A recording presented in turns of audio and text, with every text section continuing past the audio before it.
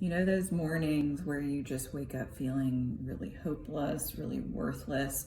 Maybe you've just had an argument with a friend and things haven't gone well and you're just feeling really low. Self-esteem is at an all-time low. This is a very common experience for humans. Our whole brain is designed for connection, and when we feel like we maybe have done something that has created disconnection, or are we feeling isolated, it's really natural for our brains to say, see, this is proof that you are worthless. That is very common feeling.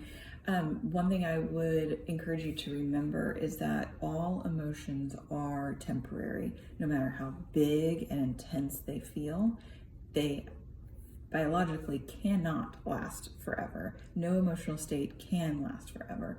So in those moments when you're feeling really overwhelmed by a sense of worthlessness or hopelessness, it is a good reminder that it cannot be forever, that this is an emotional, it's really like the weather. I love this analogy of emotions being like weather. It can't always rain, it can't always be sunny. Emotions are going to come up, they're going to intensify, and they're going to dissipate at some point. But there's a lot of things that you can do while that feeling of worthlessness or hopelessness is there. There is a lot that you can do to kind of ease that and give yourself a little bit more of a sense of self-worth and stability, which is what I go into in one of my more recent blog posts, 10 tips for what you can do when you are feeling worthless or feeling hopeless. Some of them are very easy, pretty practical, very, very small. So one thing you can do is really tap into your nervous system's natural ability to support you. So movement, and I'm not talking about exercise. I'm not saying like go do a HIIT class or like go on a run. I'm talking about movement that is small and pretty simple. Even just simply changing positions. So from maybe a more crouched position, can I just lay flat on the floor? Or instead of sitting, at this location, can I move to a new room with new lighting? And even small movements like that can really have an effect on how we feel.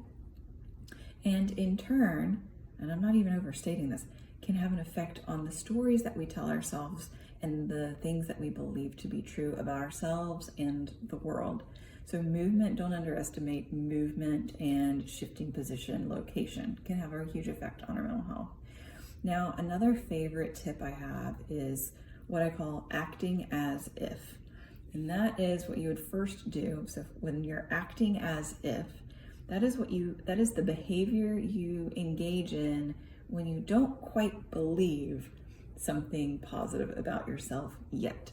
So if the negative story in your head is I am worthless, I'm not valuable, I'm not loved, we can practice saying the opposite, even if we don't fully believe it. Maybe there's a part of that statement we believe, or maybe there's a part of us that is willing to pretend we believe it for a short period of time.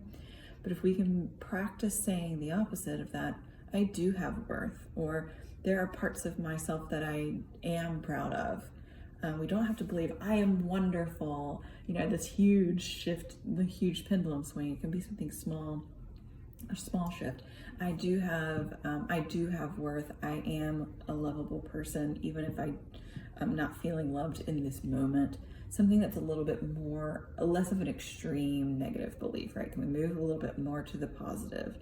And then we follow up that belief or that saying or that affirmation by a positive behavior.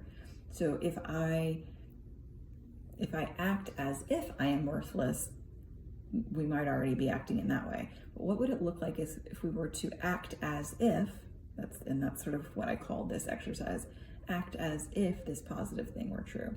If I were going to act as if I am worthy or act as if I am lovable, perhaps I am going to get up and move my body, or perhaps I'm going to have a boundary with a difficult coworker because I am going to act as if I do have worth.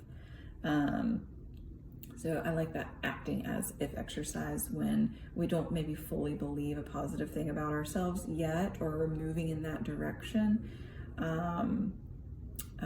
It's a good one to employ. I'd also really encourage you to find something creative to do. When we do something creative, it doesn't have to have a good outcome. It doesn't have to look good at the end. It's the process of doing it.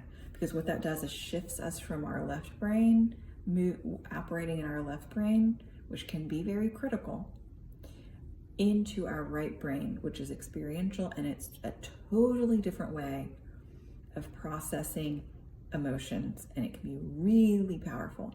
So again, not focusing on the outcome. It doesn't need to look good. It doesn't need to look like anything. It can be, you can start the creative exercise saying, I am going to throw this away at the end. It's not the outcome, it's the process of tapping into right brain activity that can shift how we feel and how we think, and even just our experience of the world, experience of ourselves. So finding something creative to do, whether that's just doodling or drawing or painting or collaging, or truly doesn't matter.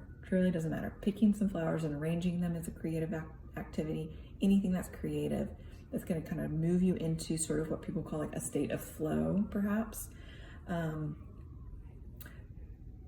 maybe for some people who want to do something a little bit more like techie, getting on Canva and creating something on Canva, or even truly like creating something in a spreadsheet can also kind of move you into that right brain. I know that sounds kind of odd, but it can be something that you're already used to doing, or maybe a totally new creative activity.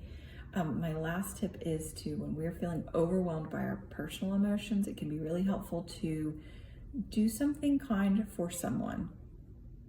I'll leave it at that. It doesn't have to be big. I'm not talking about becoming a doormat or self-sacrificing yourself, but putting yourself in place to just take a break from thinking about your own emotional state can be helpful as a break. And I'm not saying your feelings are not valid or that you just need to think about other people more than you think about yourself. That's not what I'm saying.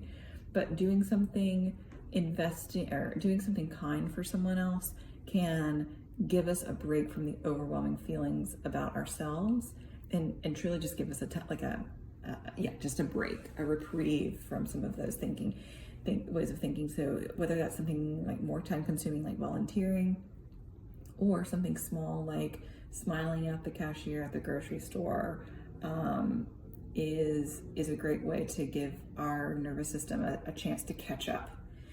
It's like our nervous system can take a breath because it doesn't have to be so consumed with what's going on here. So a healthy distraction can also be really, really great. So hopefully one of those might be helpful for you. And again, there's a whole lot more in the recent blog post I made.